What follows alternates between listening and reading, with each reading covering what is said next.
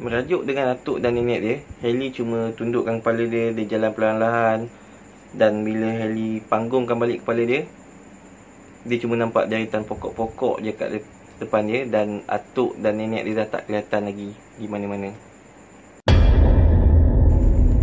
Hai, Assalamualaikum dan selamat sejahtera. Selamat datang ke channel kami, In Case World. Macam biasa, kalau kamu minat dengan konten-konten yang misteri, mistik, seram, jenayah dan seumpamanya, kamu bolehlah subscribe ke channel kami. Dan jangan lupa untuk tekan butang notification sekali supaya kamu takkan ketinggalan video-video terbaru daripada kami tiap-tiap minggu. Okey, tanpa buang masa lagi, jom kita ke kisah yang seterusnya.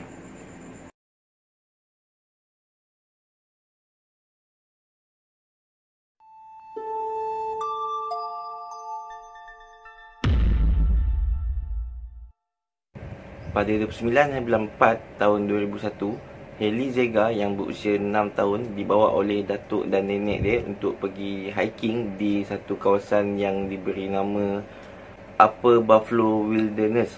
Sebuah kawasan yang agak terpencil yang terletak di Arkansas. Dan satu benda yang korang kena faham, kalau sebut je wilderness, maksudnya tempat tu tak ada kenderaan yang boleh masuk langsung. So tempat ni adalah satu tempat yang sangat-sangat terpencil. Tujuan diorang pergi hiking ni adalah sebab diorang nak pergi dekat satu tebing ni. Tebing ni berada di ketinggian lebih kurang dalam 200 kaki daripada aras laut. Dan kalau dekat atas tebing ni, diorang boleh nampak view yang indah lah, cantik lah. So diorang bertolak pada awal pagi. Dan bila diorang sampai kat atas tu, diorang dah habis tengok view semua. Dalam lebih kurang pukul 11 pagi macam tu, diorang mulakan perjalanan untuk turun balik ke bawah.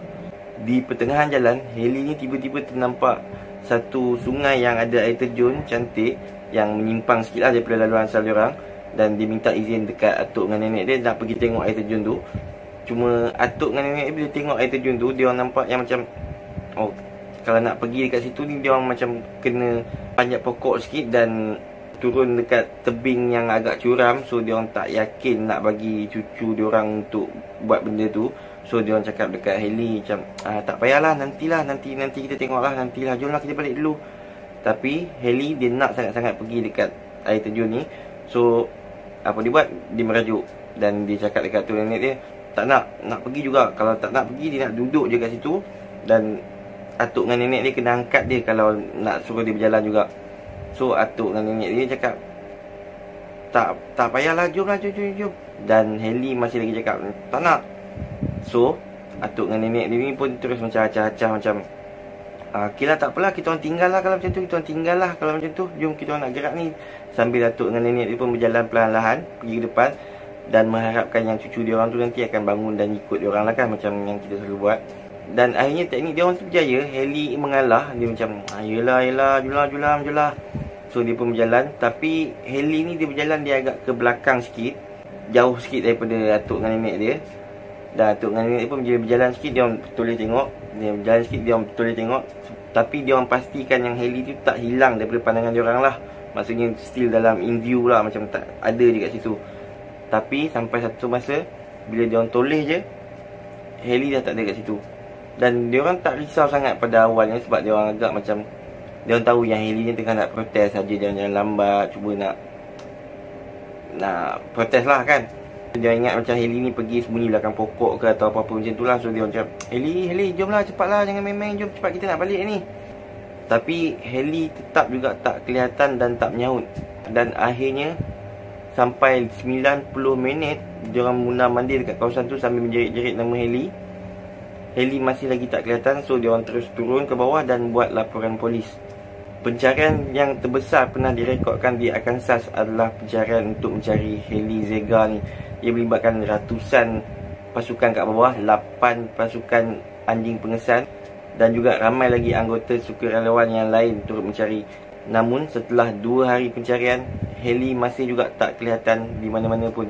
Petunjuk yang paling okey dia orang dapat pun pada masa tu adalah bila satu pasukan anjing pengesan tu, dia orang dapat kesan bau Hailey. So anjing tu ikut, tapi berhenti dekat satu jalan dan akhirnya hilang macam tu je. Anjing tu terus dah tak ada apa-apa dah tak dapat nak hidu lagi dah bau Hailey.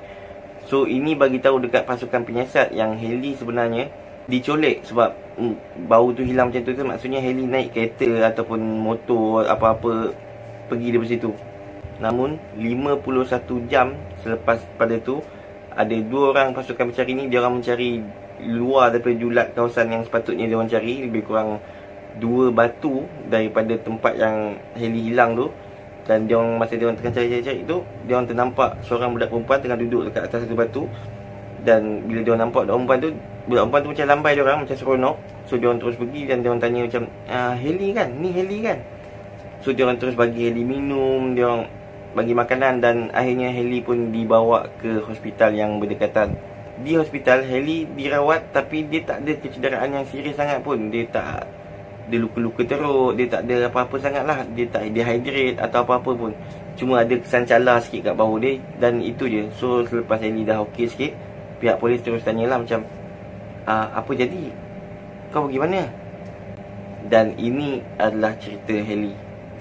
Alicia bagi tahu, masa aku tengah jalan-jalan tu, aku tengah merajuk dekat datuk dengan nenek aku. So aku jalan pelan-pelan, aku tunduk kepala, sepak-sepak batu. Dan bila aku panggungkan kepala aku je, aku cuma nampak deretan pokok-pokok je yang ada kat depan aku. Dan atuk dengan nenek aku dah tak ada. Aku dah bukan dekat tempat tu dah dekat tempat lain dah. So disebabkan Alicia cuma 6 tahun, dia tak stay kat situ ataupun menjerit. Dia just teruskan perjalanan dia dan berharap yang dia akan jumpa balik laluan asal tu. So dia terus jalan. Dan Alicia bagi tahu, dia tiba-tiba sampai balik dekat atas tebing yang dia pergi dengan atuk dengan nenek itu tadi. Serta pada waktu tu juga hari dah nak gelap. So dia terus tidur kat situ, dia cakap. Dan esok paginya dia turun balik daripada tebing tu, dan dia pergi dekat sungai yang ada dekat situ.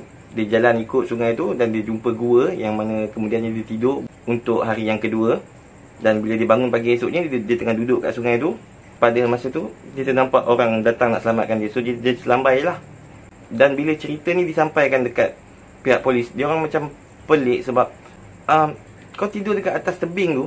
So kalau kau betul-betul tidur dekat atas tebing tu, kenapa helikopter kita orang tak nampak? Sebab untuk malam pertama tu, itu je yang dia orang buat. Dia orang pusing kat atas tebing tu je, dan dia orang tak nampak kau pun.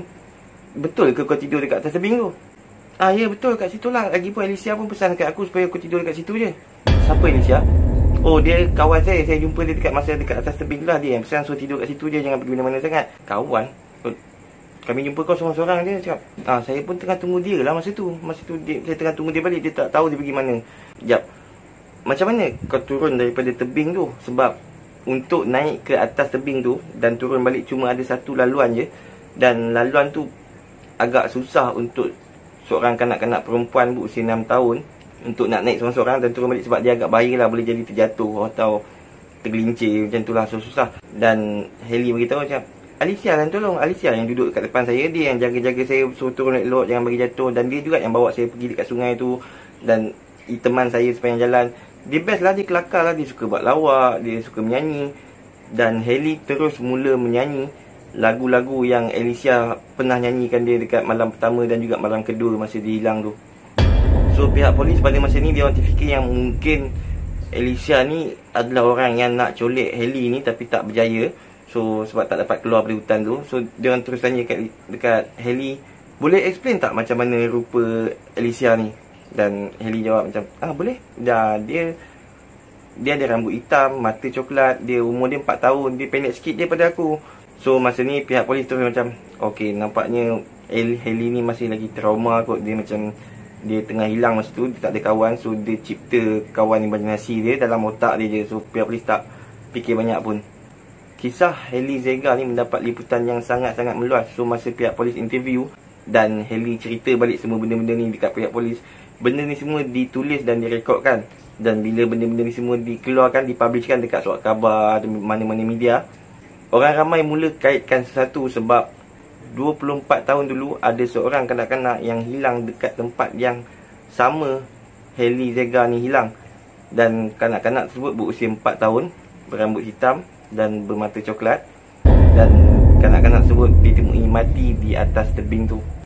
Cuma nama kanak-kanak ni bukan Alicia tapi Alana. Dan ramailah yang buat kesimpulan, katanya Alana lah yang jaga Heli selama 2 hari dia hilang tu.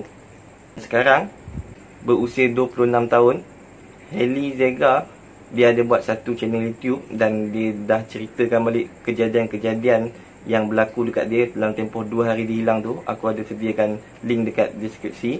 So korang boleh pergi check YouTube dia untuk kalau korang nak tahu dengan lebih lanjut dan lebih detail daripada owner sendiri. Dan dalam video dia tu pun dia ada bagi tahu yang sebelum dia hilang tu dia tak pernah ada rakan imajinasi, dan selepas dia hilang tu pun dia tak pernah ada rakan imajinasi pun. So kalau korang dah tengok, aku berminat nak tahu apa pendapat korang. Korang boleh komen dekat bawah. Aku akan cuba baca satu persatu kalau ada satu. So itu saja daripada aku untuk kali ni.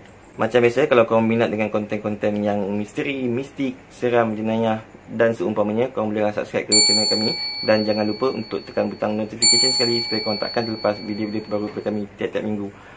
Kalau korang nak hubungi aku, korang boleh cuba hubungi aku dekat Instagram ataupun dekat Facebook. Nama aku untuk kedua-dua akaun ni sama je, Key In Case. Aku juga ada akaun TikTok. Dekat sana aku ceritakan kisah-kisah pendek, masih menggunakan alias yang sama, Key In Case. So tak kisahlah korang daripada TikTok, YouTube ataupun daripada mana-mana. Aku nak ucapkan banyak-banyak terima kasih kepada semua yang dah subscribe aku. Masih banyak-banyak, aku sangat-sangat hargai. So itu saja daripada aku. Jumpa lagi di video akan datang. Assalamualaikum dan selamat sejahtera.